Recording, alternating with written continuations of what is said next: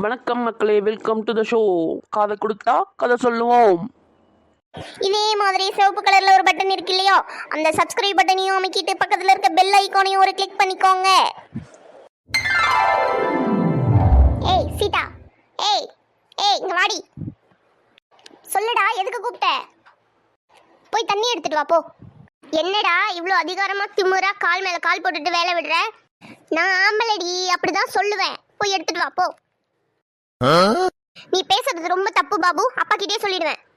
நேற்று குருஜி சொன்னதை கேட்டல, ஆம்பளைங்க தான் பெஸ்ட், அதனால நாங்கள் விடுற வேலையெல்லாம் நீ செஞ்சுதான் ஆகணும். போய் தண்ணி எடுத்துட்டு வா. குருஜி சொன்னது எல்லாருக்கும் உதவி செய்யற நல்ல ஆம்பளைங்களை பத்தி, உன்ன மாதிரி வேலை வாங்குறவங்கள பத்தி கிடையாது. அதுவும் இல்லாம நீ இன்னும் சின்ன பிள்ளை தான், பெரியவங்களா இன்னும் ஆகல. பொம்பளைங்க எல்லாமே வேஸ்ட், ஒன்னுத்துக்குமே லாய்க்கு கிடையாது. ஆம்பளைங்க தான் எல்லா வேலையும் செய்யறாங்க. என்னடா ரொம்ப ஓவரா பேசுற? இதுக்கு மேல ஏதாவது பேசினா நான் கண்டிப்பா அப்பா கிட்டே சொல்லிடுவேன். என்ன இங்க கத்திக்கிட்டே இருக்கீங்க ரொம்ப நேரமா? இவன் தாமா சும்மா ஏதாவது சொல்லிட்டே இருக்கான், டென்ஷன் ஆக்கிட்டே இருக்காமா. என்ன பாபு, ஏன் பாபு இப்படி பண்ற?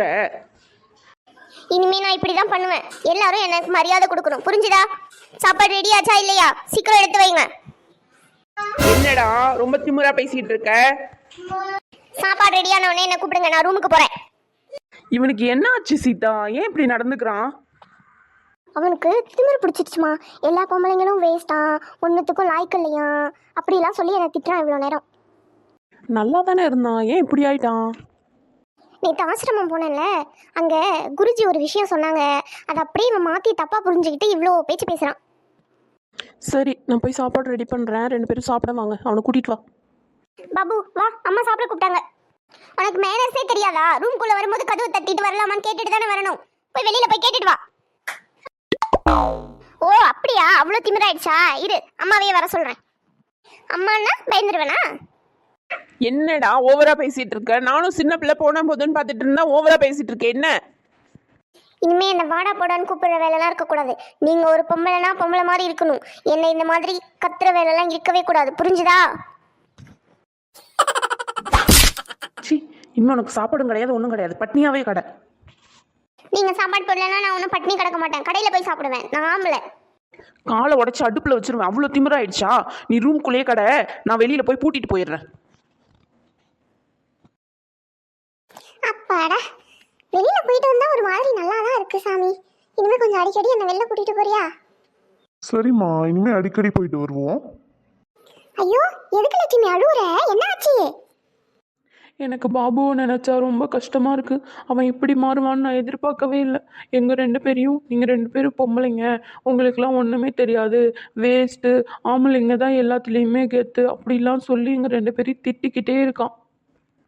ஐயோ, இதுக்கு அழுவுற? தூக்கி போட்டு 2 மிதி மிதிச்சா எல்லாம் சரியா போயிடும். இல்லை அத்தை, நான் அடிச்சும் பார்த்துட்டேன், அவன் மாறுறதா தெரியல. நேற்று ஆசிரமத்தில் குருஜி அப்பாவை பற்றி ரொம்ப நல்ல விதமாக சொன்னாங்க. அவன் என்ன நினச்சிக்கிட்டான்னா, எல்லா வீட்லேயும் அப்பா மட்டும்தான் நல்லவங்க, அம்மாங்க இருக்கிற பொம்பளைங்க எல்லாரும் வேஸ்ட்டு, உங்களை எல்லாரையும் டிபெண்ட் பண்ணி தான் நாங்கள் இருக்கோம் அப்படிங்கிற மாதிரி அவன் தப்பாக நினச்சிக்கிட்டான்ப்பா. சரி சீதா, இது ஒன்றும் பெரிய விஷயம் கிடையாது. அவன் குழம்பி போயிருக்கான். இப்போ இன்னைக்கு நீ திரும்பியும் ஆசிரமம் கூட்டிட்டு போ.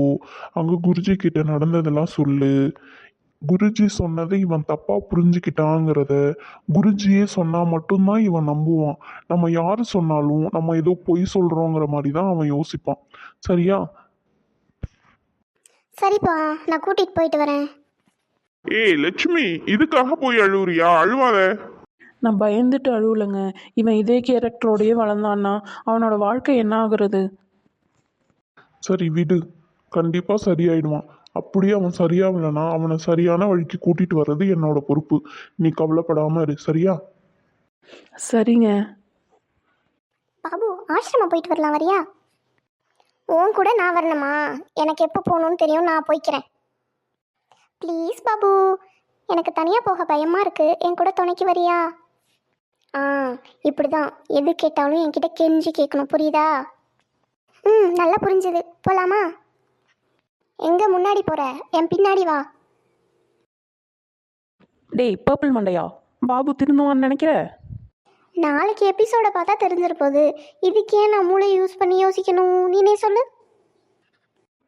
ஓகே மக்களே, இன்னைக்கு எபிசோடு முடிஞ்சு போச்சு. டாட்டா பாய் பாய். கண்டிப்பாக சப்ஸ்கிரைப் பண்ணிக்கோங்க, பெல் ஐக்கானை கிளிக் பண்ணிக்கோங்க.